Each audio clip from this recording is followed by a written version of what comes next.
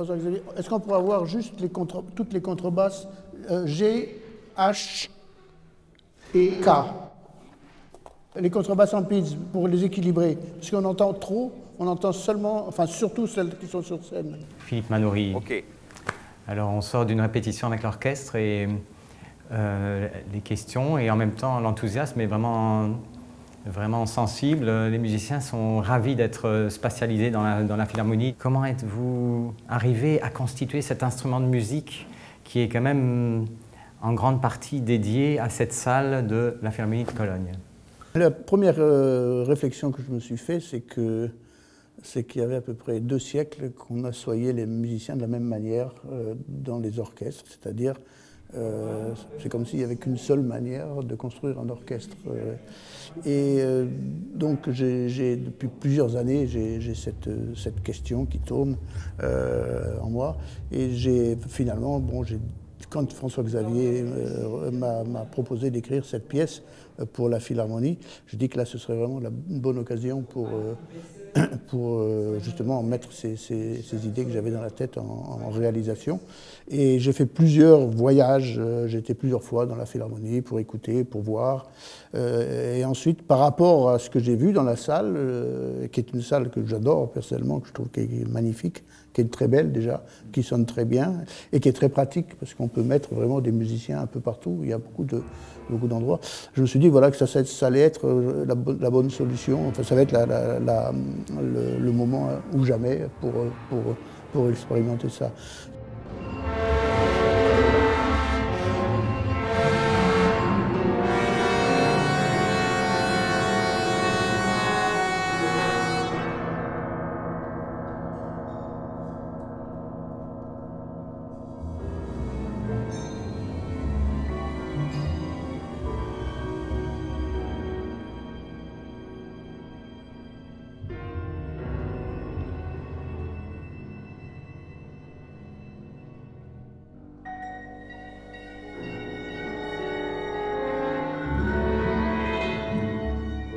Donc j'ai conçu ça en ayant gardé un point de référence qui est l'orchestre qui est au centre et qui est quelque part un orchestre Mozart, puisqu'on va jouer la symphonie 40 de Mozart, puis plus des arias de concert.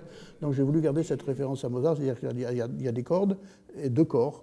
J'ai rajouté des percussions et puis un piano qui ne sont pas chez Mozart évidemment, mais j'ai voulu garder cette référence à Mozart.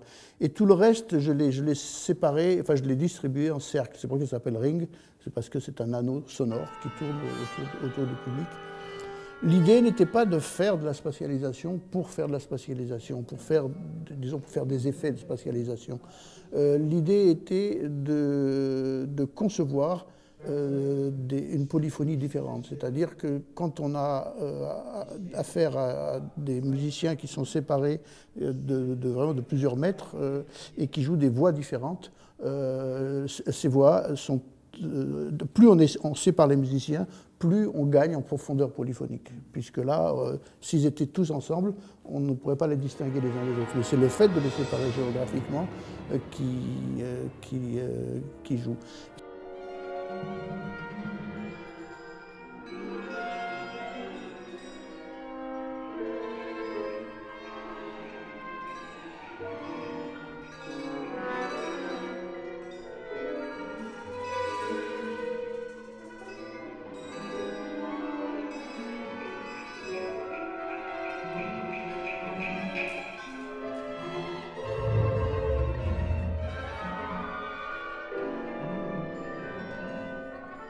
J'ai perçu dans le choix de vos sons, dans les textures, aussi une inspiration très forte à partir de votre travail sur la musique électronique.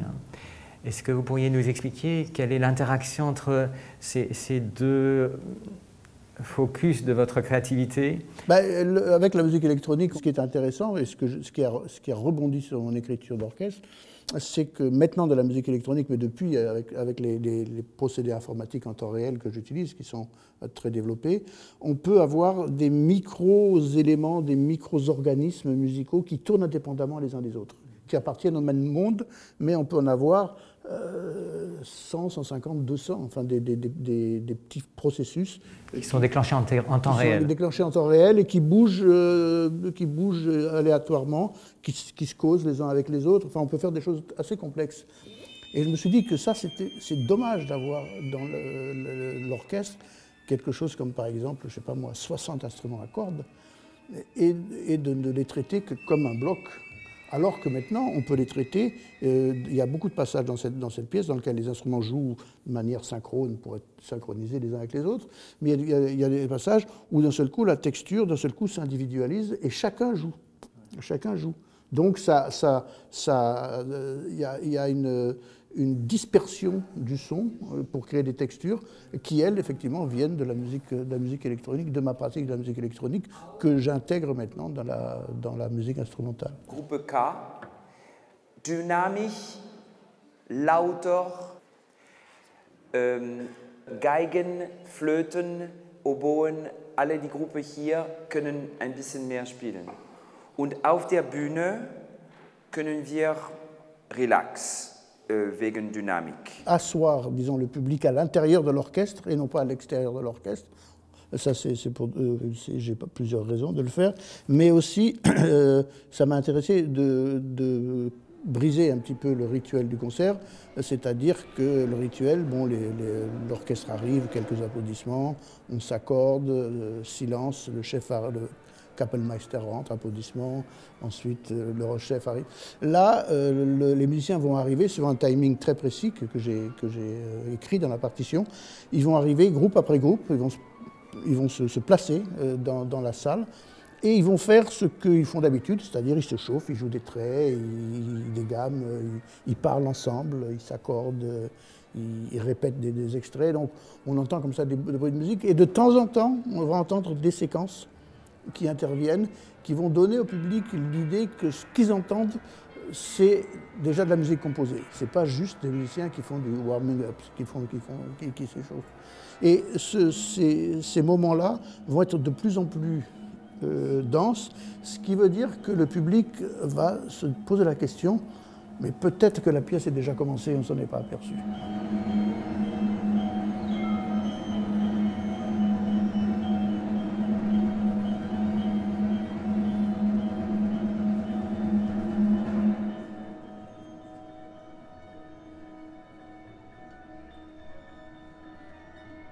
Alors, est-ce que vous pensez que le titre Trilogie Köln est une chance d'identification des habitants de Cologne? Ah, ben, je vais faire en sorte que oui. Mais c'est l'idée d'avoir donc une première pièce, celle-ci, qui est composée vraiment pour l'orchestre. La deuxième qui existe déjà, puisqu'elle a été créée à Donaueschingen en 2011, qui est plutôt, elle, un orchestre plus un ensemble. Donc c'est un ensemble de virtuoses, Concerto Grosso, qui est un peu plus virtuose, un peu moins musique d'orchestre, spatialisée aussi. Toutes les trois pièces sont spatialisées. Et pour la dernière, qui sera créée en 19, alors là, j'imagine qu'elle durera une soirée. Et ce sera comme un grand oratorio. Et je vais utiliser aussi des acteurs, un chœur, des chanteurs et de la musique électronique. Et l'orchestre aussi, évidemment, spatialisé dans la salle. On attend avec impatience 2019. Et un grand merci à vous. Merci à vous.